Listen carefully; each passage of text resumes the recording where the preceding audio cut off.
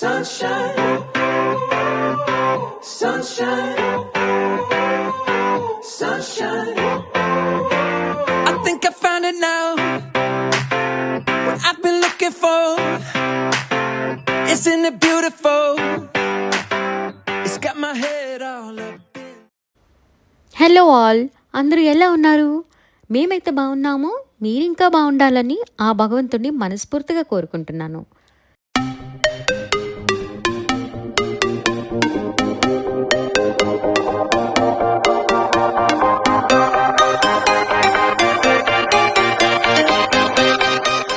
ప్రతి దేవాలయానికి ఒక విశిష్టత ఉంటుంది. దేశవ్యాప్తంగా ఎన్నో దేవాలయాలు ఉన్నాయి. అవి చారిత్రక ప్రాధాన్యం వల్లనూ, స్థల పురాణం ప్రాశస్త్యం వల్లనూ, వాస్తుకళ ఆకర్షణీయంగా ఉండటంతోనూ ఏదో ఒక విధంగా ప్రాచుర్యం చెందుతూ ఉంటాయి. అలాంటి దేవాలయాల్లో అమ్మపల్లి సీతారాముల వారి ఆలయం ఒకటి.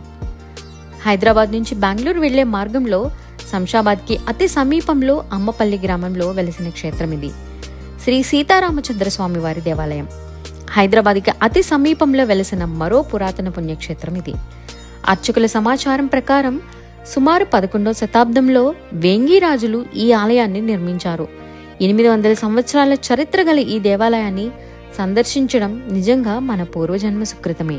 ఈ ఆలయం హైదరాబాద్ నుంచి 30 కిలోమీటర్స్లో ఉంటుంది. శంషాబాద్ బస్టాప్ నుంచి 5 కిలోమీటర్స్ దూరంలో ఉంటుంది. సీతమ్మ వారు ఇక్కడ కొలువు తీరడంలో ఆ ఊరికి అమ్మపల్లి అని పేరు వచ్చిందట. ఆలయంలోని రాముల వారు కళ్యాణ రాముడుగాను, సీతమ్మ వారు సంతాన ప్రదాయినిగాను భక్తుల నుంచి పూజలు అందుకుంటున్నారు. ఇక్కడ మరో విశేషం ఏమిటంటే, పెళ్లి కావాలనుకునేవారు, సంతానం కోసం ఎదురు చూసేవాళ్ళు ఇక్కడ సీతారాములను దర్శించుకుంటే కోరికలు తీరుతాయని ప్రతీతి. ఈ ఆలయంలో రాముల వారు కుడి చేతిలో బాణాలు, ఎడమ చేతిలో విల్లు పట్టుకున్న కోదండ రాముడుగా మనకు దర్శనమిస్తారు. మన పురాణాల ప్రకారం 14 ఏళ్ల వనవాస సమయంలో శ్రీరాముడు సంచరించిన ప్రాంతాల్లోనే ఈ కోదండరాముడు ఆలయాలు కనిపిస్తాయట. అంటే రామాలయాల్ని 2 రకాలుగా నిర్మిస్తారట. ఒకటి కోదండ రామాలయం, మరొకటి పట్టాభిరాముడు ఉండే రామాలయం. కోదండరాముడు అంటే ఎడమ చేతిలో కోదండం అంటే విల్లు ఉంటుంది, కుడి చేతిలో బాణాలు ఉంటాయి. అంటే సీతా లక్ష్మణ సమేతంగా శ్రీరాముడు దండకారణ్యంలో సంచరించే సమయంలో ఇక్కడ ఒక రాత్రి సేద తీరాడని చెబుతారు. అలాగే అప్పటికి శ్రీరాముల వారు హనుమంతుల్ని కలవలేదని, అందువల్ల హనుమాన్ విగ్రహాన్ని ఎదురుగా ఉన్న ముఖ మండపంలో తర్వాత ప్రతిష్ఠించి ఉంటారని చెప్తూ ఉంటారు. ఇంకా ఇక్కడ మనకి గరుత్మంతుల వారు విగ్రహం కూడా మనకు కనిపిస్తుంది.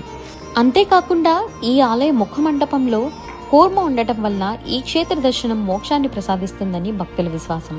ఇప్పుడు ఆలయంలోని స్వామివారి విగ్రహాల గురించి తెలుసుకుందాము. సాధారణంగా ఏ ఆలయంలో అయినా స్వామివారికి, అమ్మవారికి మకర తోరణాలు ఉంటాయి కదా. అంటే వెనుక భాగంలో ఉండే ఆర్చ్ అన్నమాట. అది ఇత్తడితో కానీ వెండితో కానీ ఉంటుంది. ఈ ఆలయంలో మాత్రం స్వామివారి విగ్రహం మరియు మకర తోరణం ఒకటే శిలతో చెక్కబడి ఉంటుంది.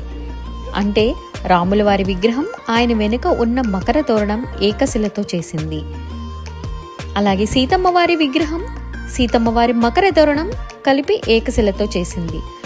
అలాగే లక్ష్మణ స్వామి వారి విగ్రహం, ఆయన మకర తోరణం ఏకశిలతో చేసిందనమాట. అంటే ఇలాంటి విగ్రహాలు 11వ శతాబ్దంలో మాత్రమే చేసేవారు. అలాగే విష్ణువు యొక్క దశావతారాలను దర్శించాలంటే ఒక్కొక్క అవతారానికి ఒక్కొక్క గుడికి వెళ్లాల్సి ఉంటుంది కదా.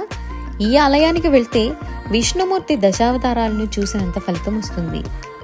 ఎందుకు అంటే రాముల వారి మకర తోరణంపై దశావతారాలు చెక్కబడి ఉన్నాయి.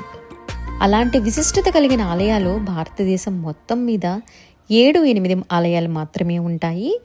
అలాగే ఇక్కడున్న గాలిగోపురం చూసి చార్మినార్ కట్టారట. అలాగే ప్రతి నెల వచ్చే పునర్వస నక్షత్రం స్వామివారి నక్షత్రం కాబట్టి నక్షత్రం వచ్చిన రోజున ఇక్కడ స్వామివారికి కళ్యాణం జరిపిస్తారు. ప్రతి పండుగకి ఒక్కొక్క ఉత్సవం జరుగుతుంది. ఇక్కడ కోనేరు కూడా ఉందండి.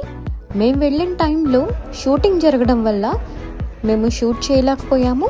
మీరు వెళ్ళినప్పుడు మాత్రం తప్పకుండా చూసిరండి.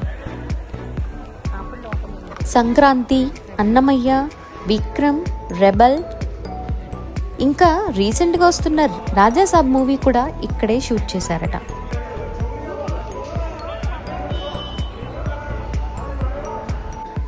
ప్రతి సండే ఇక్కడ అన్నదానం కూడా జరుగుతుంది. మీరు సండే ఎప్పుడైనా వెళ్ళి ఉంటే భోజనం కూడా చేసిరండి.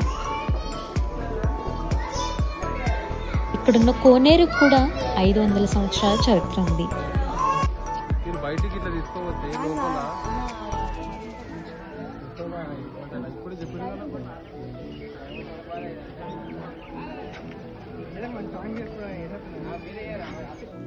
ఈ ఆలయం పక్కనే శివాలయము అలాగే హనుమంతుల వారి ఆలయం కూడా ఉంది.